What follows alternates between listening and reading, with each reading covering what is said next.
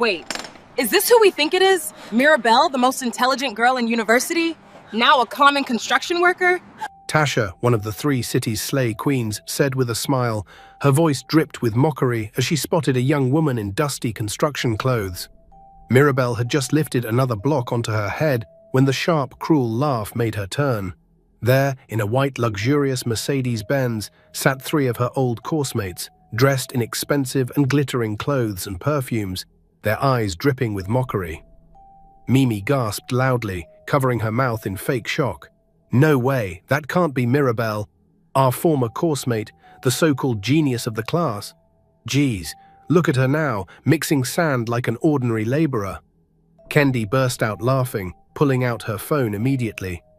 My God, it's really her, the Mirabelle every lecturer used to praise, the one we were told would change the world, so this is what she finally became? A common construction worker under hot sun. Their laughter rang across the site, drawing stares from other workers. Mirabelle froze where she stood, cement dust on her face. Tears welled in Mirabelle's eyes. The humiliation was unbearable, and still they didn't show any sign of remorse. But what none of them knew was that the very woman they were mocking today was about to shock them in a way they would never forget.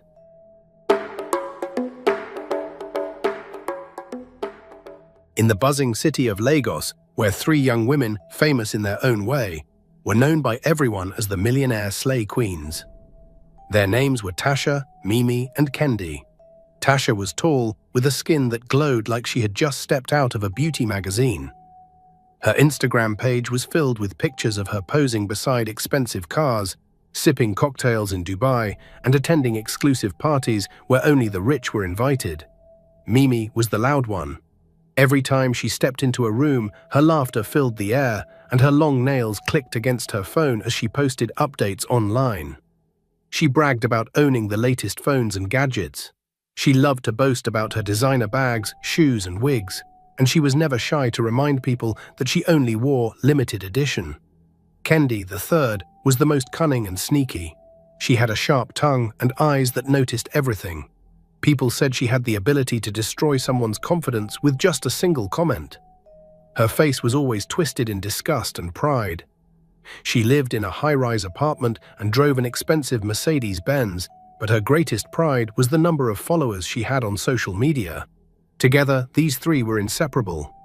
Wherever one went, the other two followed, their perfumes always filling the air before their heels touched the floor. They were admired by many, feared by some, and envied by almost every young girl in their community. But not everyone admired them. Some remembered how they had been in the university just a few years earlier, ordinary students with nothing special. How they rose to fame still remains a mystery.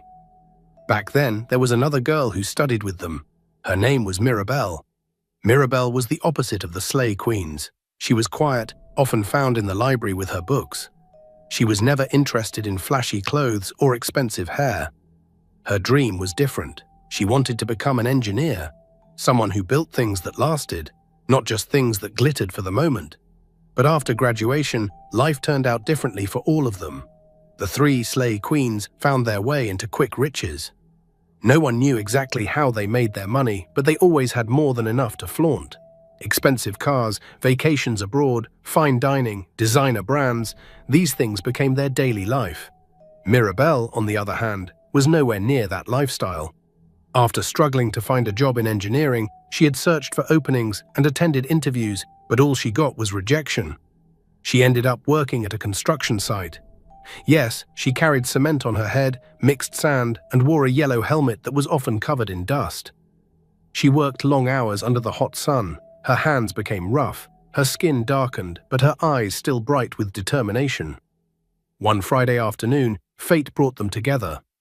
Tasha, Mimi, and Kendi were driving back from a spa in Lekki when they decided to take a detour through a new estate that was being developed. The site was busy with workers pushing wheelbarrows and carrying blocks. The air was filled with dust, and the sound of hammers echoed from every corner. Then suddenly, Tasha slowed her car and whispered, "Wait, is that not Mirabelle?" The other two leaned forward. There, in the middle of the dusty site, was Mirabelle, her blue overalls stained with cement, carrying a heavy block on her head. Sweat dripped down her forehead and her boots sank slightly into the muddy ground. For a moment, there was silence in the car. Then Mimi burst out laughing. "Ah, see our coursemate, the engineer of poverty. So this is what she has become?" She laughed mockingly. Kendi immediately brought out her phone. "I must record this. People need to see how our Madam First-Class graduate is now a hustling block carrier." Before Mirabelle could even notice them, the three slay queens stepped out of their car. Their heels clicked against the ground as workers stopped to stare. It was not every day that women dressed in expensive silk gowns and carrying designer handbags walked into a construction site. "Mirabelle," Tasha called out, her voice filled with mockery. "Long time no see, so this is where you are hiding, carrying blocks?" Mirabelle froze. The cement block on her head suddenly felt heavier, but she did not reply. She simply placed it down carefully and wiped her forehead with the back of her hand. Mimi was already recording too, her phone aimed directly at Mirabelle. "Smile for the camera, construction queen. And imagine, after 4 years in school, this is where you ended up. Such a shame." Some workers laughed quietly, while others looked away in pity. Mirabelle bowed her head and kept her silence. But Kendi was not done. She stepped closer, her perfume smelled strong in the dusty air. "Tell me, Mirabelle, do they pay you in blocks or cement? Or are you just doing free labor here?" she mocked. The slay queens burst into laughter. Even some passers-by stopped to watch, shaking their heads in pity. This moment, memories came rushing inside Mirabelle. "Wait, Tasha," she called in a low voice. "You guys are literally locking me after everything I did for you three in school, after the times I helped all of you during exams. If it weren't for me, none of you would have been able to pass our final year exams. I helped you, and you promised in your own words that you won't forget it. And here you're mocking me." Her voice broke as she remembered everything. And not just that. There was another painful memory that came crushing inside Mirabelle's chest, heavy and saddening. It was the memory of her mother dying in the hospital because there was no money for her medical bills during that final year. She had spent it in hunger and tears and still helped these three. "Oh, really?" Tasha mocked. "And you were foolish enough to believe us? Honestly, she's too dumb. How could you even think that we, girls of classy, will look towards your direction just because you stupidly helped us during exams? Babe, shoes have size, and you, even in the dream, you can't fit into ours," Mimi added. Mirabelle felt her cheeks burn. She couldn't believe the words that were coming out of their mouths. She felt tears well in her eyes, but she quickly blinked, struggling to push them back, refusing to give them the satisfaction of seeing her cry. She lifted the block and placed it on her head and began to walk away. "Wait, don't go," Mimi shouted. "At least let us help our beloved friend. Or should we call you Cement Princess?" The three laughed so hard that their voices echoed through the site. By the time Mirabelle reached the far end of the site, her heart was heavy and her eyes filled with tears. Not because of their words alone, but because she knew they had recorded her humiliation. And in less than an hour, her fear became reality. The video was posted online. Within minutes, it spread across Instagram, Facebook, and WhatsApp groups. The caption read, "From graduate to cement girl, see what life did to our coursemate." The comments poured in. "Oh my goodness, this life isn't fair. She should have joined them and slayed instead of suffering like this. It's not about being brilliant or graduating with first class. Take a look at how she ended. Hustle is hustle, but this one brings me to tears." Mirabelle read some of the comments late that night, lying on her thin mattress in the small room she rented. Her eyes filled with tears, but she bit her lips to keep from sobbing aloud. She remembered her mother's words, "My daughter, never be ashamed of honest work. Shame belongs to those who live fake lives, but God will crown the efforts and hard work of an honest person." So she closed her eyes, took a deep breath, and whispered to herself, "This is not the end of my story. Let them laugh. One day I will answer," but at that moment, she had no idea how close that one day really was. For now, it seemed far and even uncertain. The days after the video went viral were not easy for Mirabelle. Everywhere she went, people whispered. Some pitied her, some laughed, and others simply stared as though she was carrying a curse. At the construction site, some workers began to call her Cement Queen instead of her real name. Yet Mirabelle did not give up. Every morning, before the sun rose, she tied her hair neatly, put on her faded overalls, and marched to the site with quiet determination. Every bag she lifted, every block she touched, was teaching her something. She watched how foundations were dug, how walls were raised, how roofing was done. She listened closely when engineers explained designs to contractors, and at night, when other workers slept, she would open her small notebook and write down what she had observed that day. Her fellow site laborers laughed at her. "So you want to be an engineer with biro and dirty notes? Better face reality, Mirabelle. This dream will not feed you and will take you nowhere." It was always a painful and heartbreaking experience for her, but she would only smile faintly and say, "One day these notes will build me something greater than food." Meanwhile, the three Slay Queens continued to live fake lives and rise in fame. Tasha bought a brand new Range Rover and posted pictures with the caption, "Hard work pays when you hustle smart, not hard." Mimi hosted a lavish birthday party at a popular club in Victoria Island, where champagne flowed like water and dollar bills were sprayed in the air. Kendi, as usual, dominated social media with her sharp tongue. She even used Mirabelle's video as part of her comedy skits online. "Ladies, don't end up like this. 4 years in university just to carry blocks? God forbid," she'll caption. The video gathered thousands of likes and laughing emojis, but beneath their glittering lives, cracks were beginning to appear. It was as if karma heard Mirabelle's cries and the humiliation, repaying her good for them with shame and mockery. It started in an unexpected way. Tasha's sponsor, a married businessman who had been financing her trips and cars, was suddenly exposed in a fraudulent scandal. His accounts were frozen, and his wife threatened divorce. Overnight, Tasha's constant supply of cash began to dry up. Mimi, who had been running a boutique with money from an investor, discovered that her investor had disappeared with all the profits. The boutique remained, but debts piled up, and suppliers began to knock on her door and demand for their money. Kendi, though still smiling online, was fighting a silent battle. The rent for her high-rise apartment was overdue, and her landlord had given her a warning and a payment deadline, or she evicts his property. But none of them would admit weakness. Instead, they continued to mock Mirabelle just to distract themselves from their own troubles. One Sunday afternoon, the three Slay Queens drove past the construction site again. There she is," Mimi pointed, laughing. Mirabelle was standing on scaffolding, her face smeared with dust as she measured a wall.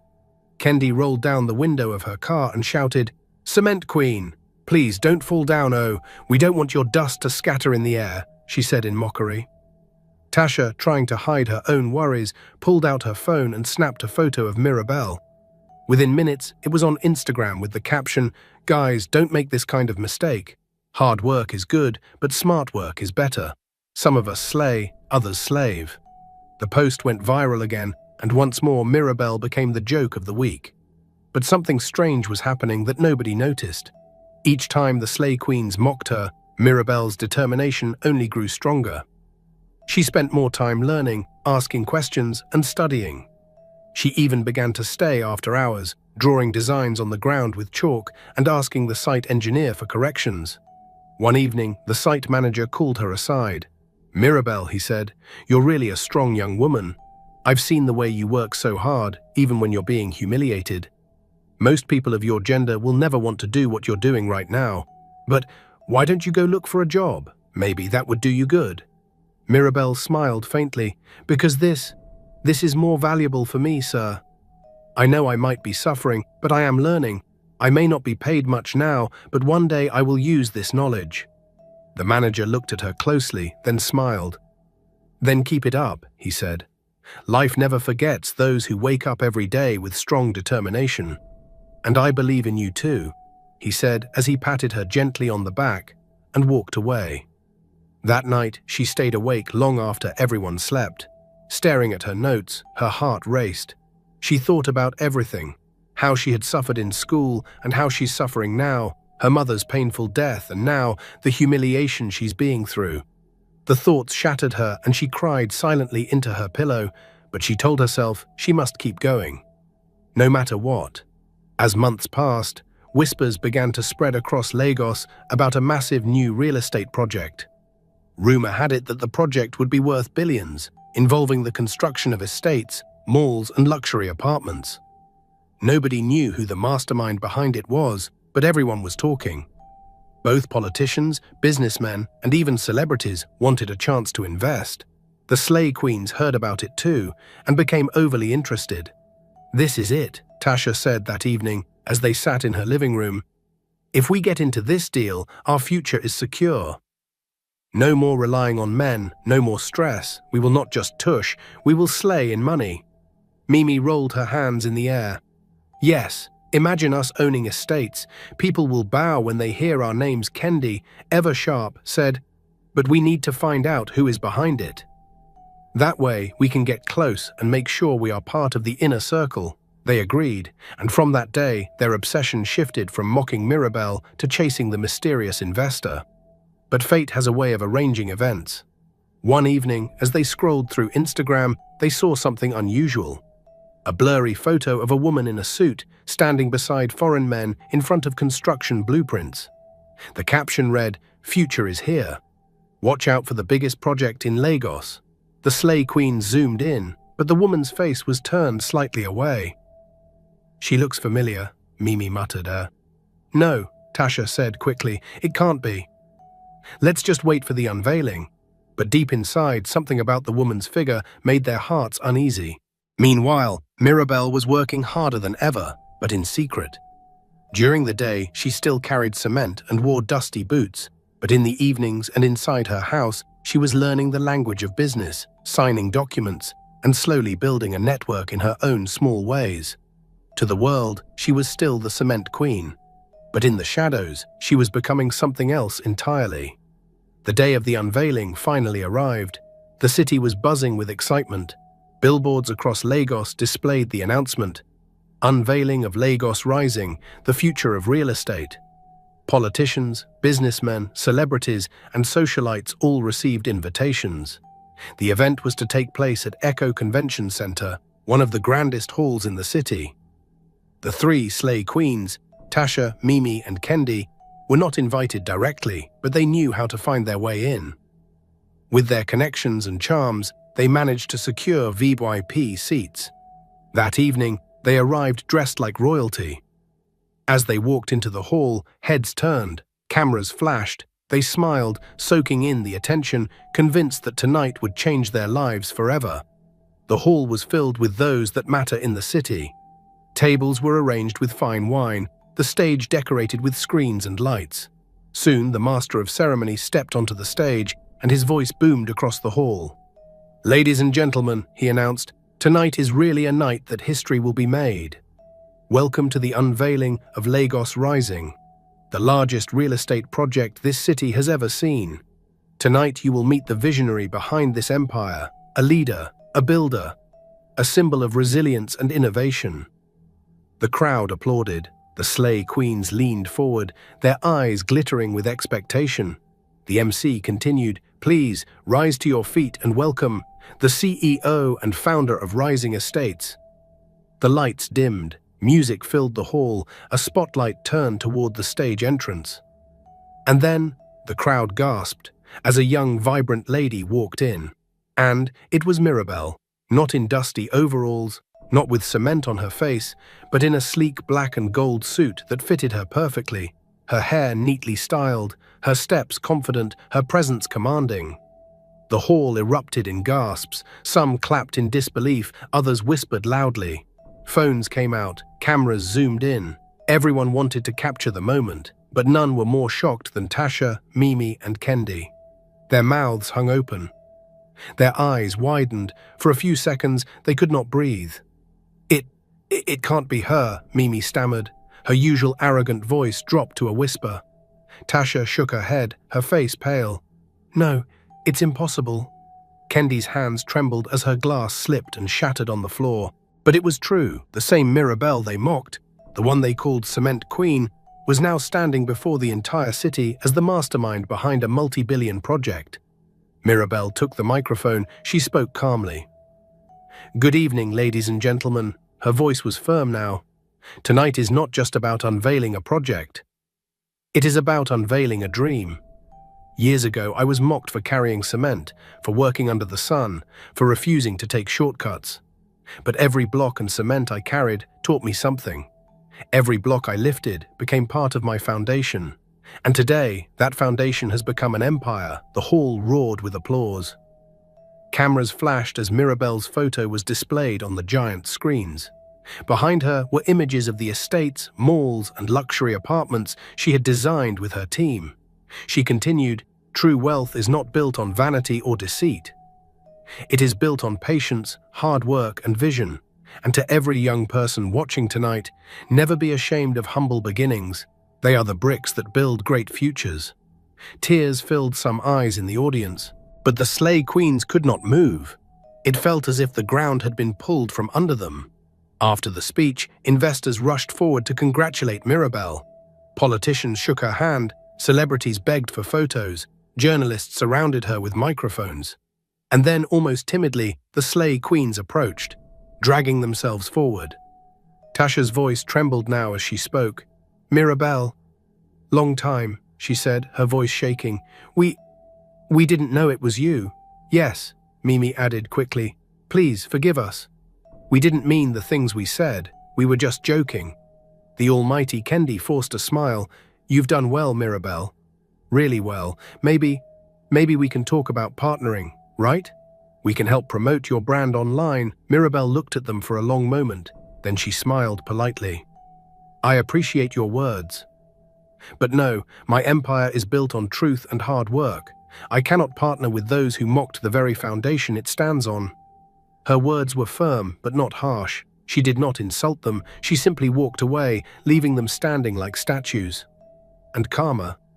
It definitely did not wait long. Within weeks, the cracks in their lives became open wounds. Tasha's Range Rover was repossessed when she failed to pay outstanding debts. The businessman who once funded her lifestyle was jailed, and her name was dragged into the scandal. Mimi's boutique shut down after her debts piled beyond control. Creditors chased her, and she had to sell most of her jewelry to survive. Kendi's landlord threw her out of her high-rise apartment. Her social media followers began to drop when people discovered she had been living a fake life. The same internet that once laughed with them now laughed at them. Memes spread, this time with captions like, "From Slay Queen to Stray Queen." And while their world crumbled, Mirabelle's empire only grew stronger.